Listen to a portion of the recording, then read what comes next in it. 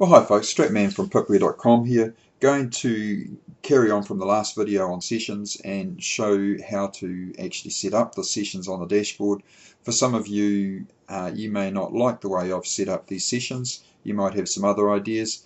Everyone has their own opinion on how they trade the market, and that's absolutely okay with me. So I've built plenty of functionality in here so that you could have as few as one in here, one row just for the full day.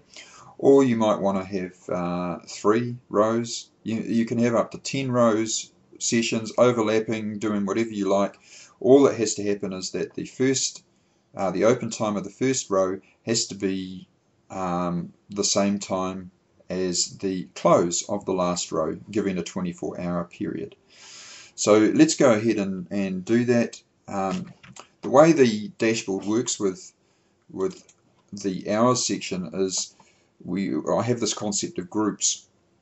If I just chose to call these rows and you decided you didn't want this Asian breakout one anymore and you kind of wanted to get rid of that, what you'd probably normally have to do for most indicators is copy the information from this one, put it up into that row, copy this one into that row so that you kind of get rid of this one. I've made it a little bit easier on you. I've given the concept of groups here. So just take a look at the naming convention here, pw.datetime. Let's just cruise down to the pw.hours, which is just here. And that's an easy way just to cruise down all the settings. If we just look very quickly at the first few settings of the hours area, first of all, we turn this part of the dashboard on or off based on that first setting. And then we've got all the different columns that we can enable, disable. I'm just going to turn off the one for the time because that's really of no use for this description. I'll leave the GMT one on so you can see that. Then the next thing is that you could change the headings here of what all these things are, just in case you don't like what I've got there. You could also change the width here. You might have some very gnarly long names in here. You could make the width of this change from the default, you put 0 there, you get the default width, change it to whatever you like for making it what you want.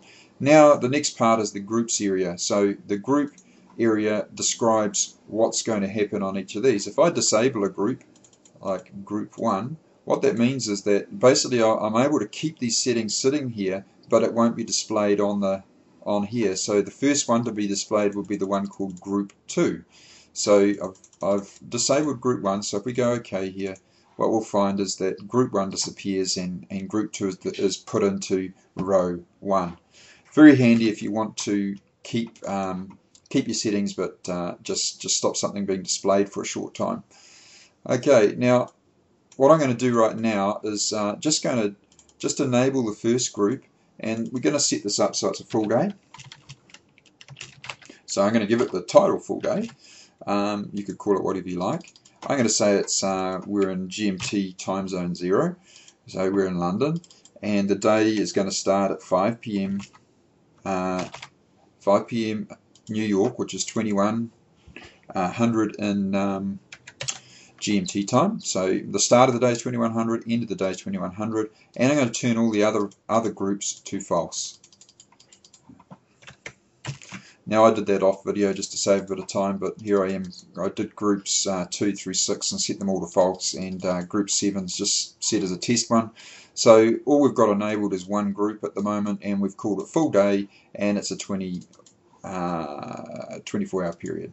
So we do that, and there we go. We have this one called full day, and we can see the full day shown here, end and start times, and we get the totals here.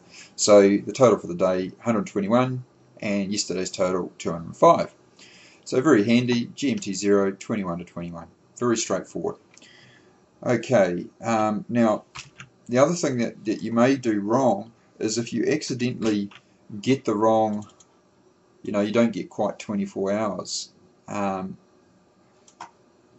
That would be disastrous because the daily range wouldn't be calculated properly. So if let's say we made it 23 hours and I pressed OK, what you're going to get is I've made it so it'll pop up a message to tell you, look, this is what is going.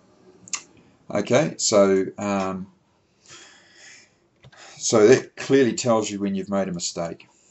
So let's cruise on back down the hour session. See how easy it is by just glancing to the side here. You can see where you are in your settings. So let's say now we're going to make this just 3 sessions. We're going to call it the Asian session, the European session, and the US session.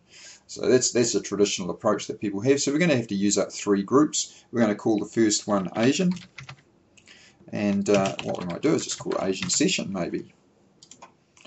Next one, we'll set that to true as well, and we'll call this one Europe session. People call them all different names. A lot of people call that one London. We'll call this the USA session, and we've got to set that to true. Okay, now the USA session, if we just think about this, what's the GMT time in the USA? Well, the time zone at the moment is -4, so we should enter that in. And what's the start of the day? Well, it's remember I said in the previous video we take the business hours of the day, so I'm aiming for 8 AM to 1700 there. So that's 8 AM to 5 PM.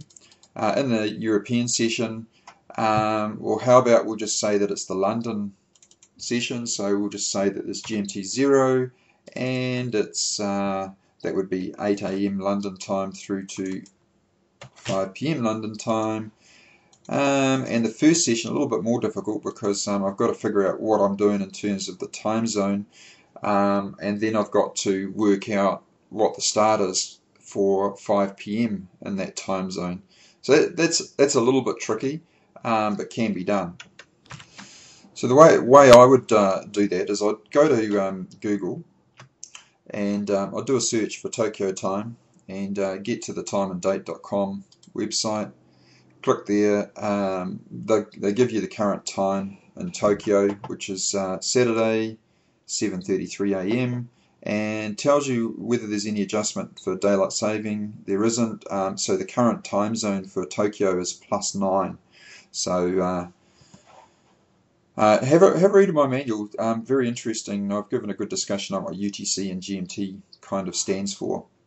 So anyway, so we put in +9 here. So 9 is the GMT time zone for that. Now what we need to do is work out that, well, 1700 is the end time, 5 PM. Tokyo is kind of like the end of the business day.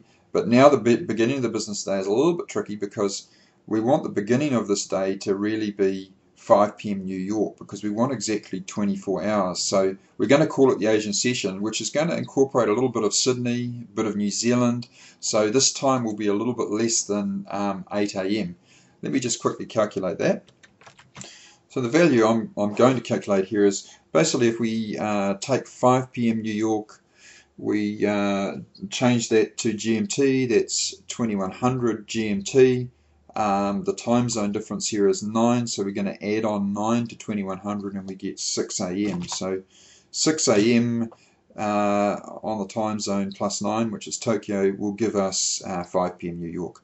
So we're basically making this day just a little bit longer, 11 hours, the session for Asian. That's okay with us, and there we go. So now we've got an Asian session, Europe session, USA session, with their appropriate time zones, where they start and end, and then the number of pips done within each of those ranges, and the overall daily range at the bottom. Now very quickly, if you want those to be displayed up on your chart, this is the color key here. So we've got the start of the day here, which is this here, and we've got the end of the day here, which is this down here. Now the colors can be just changed in the PW-colors area, and you'll find all of those groups just located together. Here they are, 7, 8, 9, 10, so on. You can change the colors there, and then further down under PW-chart, you've got all the groups, and you can turn each of those lines on. And there's me turning the 3 on. Press OK, close, and there we go. We've got each of the sessions. And in this case we've got no overlap for these two, but we do here. In the same spot you could have the extend lines on. But unfortunately that's time up for the video. We'll catch you later.